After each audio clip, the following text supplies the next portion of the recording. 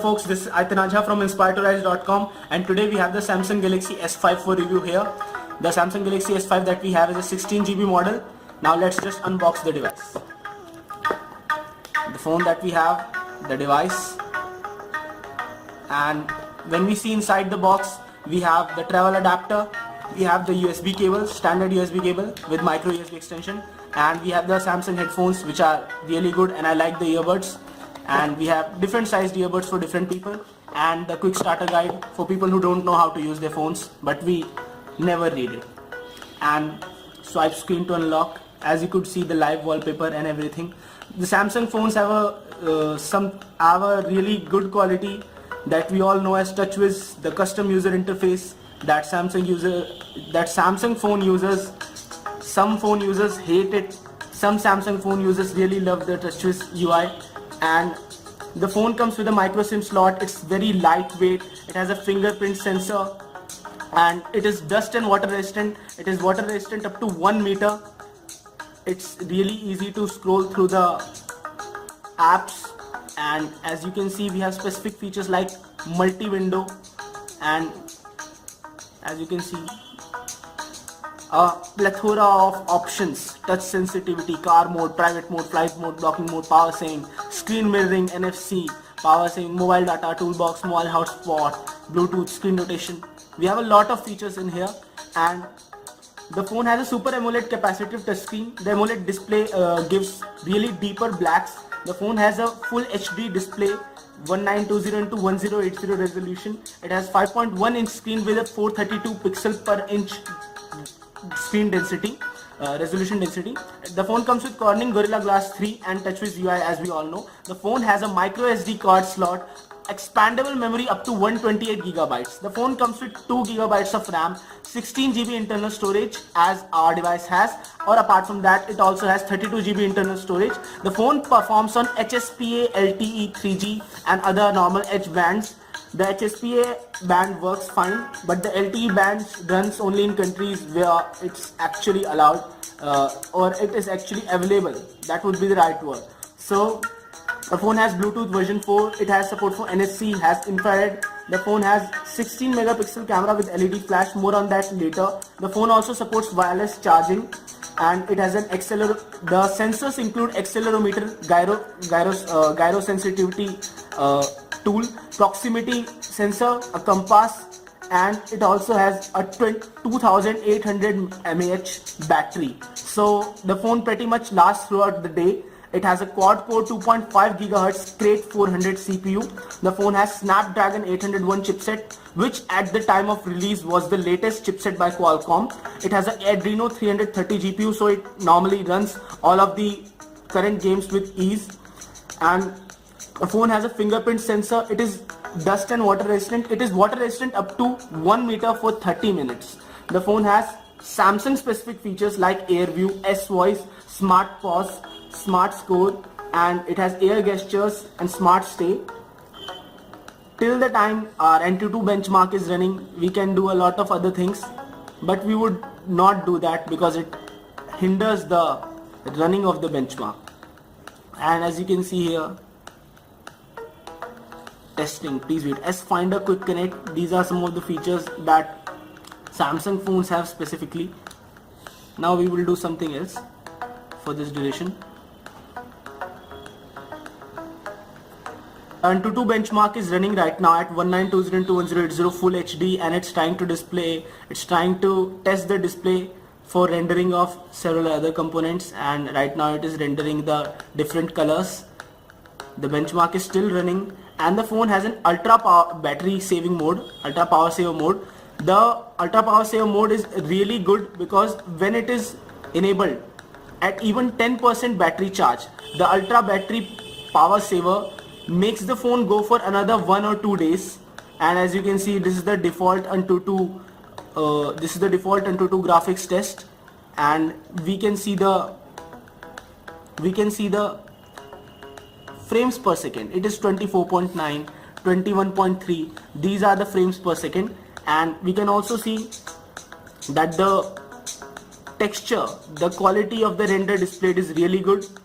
There is absolutely no lag till now. Till now there is no perceivable lag. Right now there is slight bit of lag in rendering the boards, but it's all pretty good in terms of depth and everything.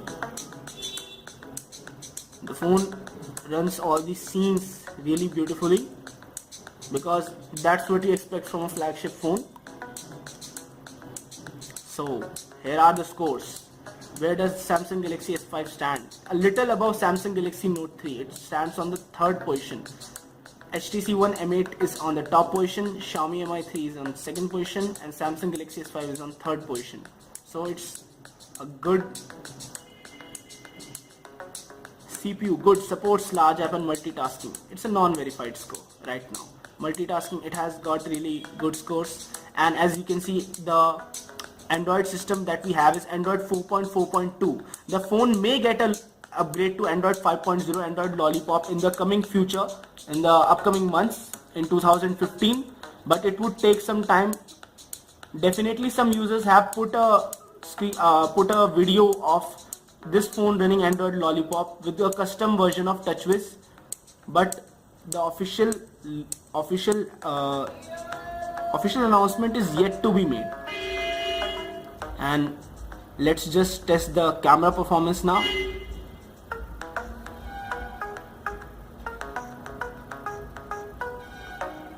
The phone has a 16 megapixel camera with LED flash, which shoots pictures of resolution up to 5312 into 2988 pixels.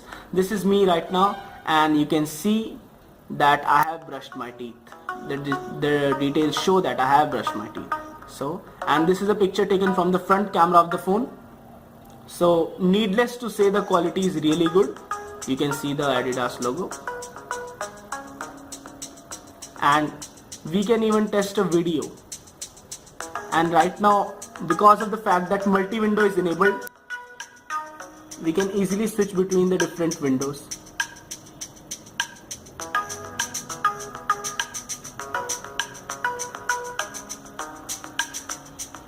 And as you can see, we can shift the size of the different windows, and we can choose the active windows.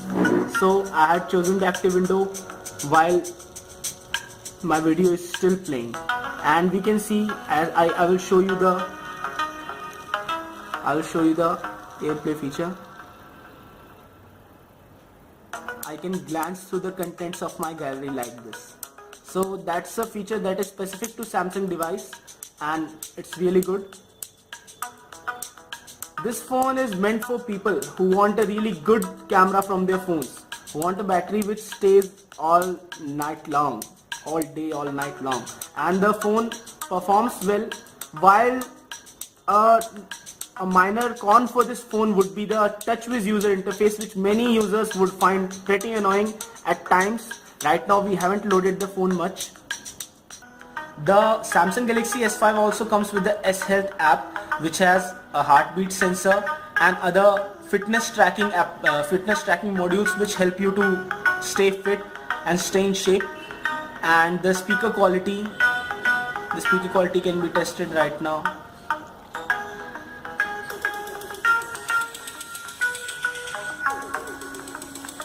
This is the maximum volume for the phone.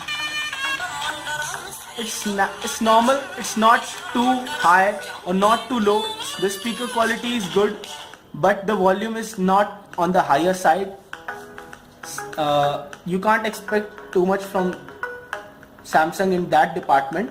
And the phone in terms of design is pretty decent. You can't compare it with HTC phones in terms of design, but it is a class of its own. The chrome finishing looks good, the design, the back panel looks good, the flash and everything.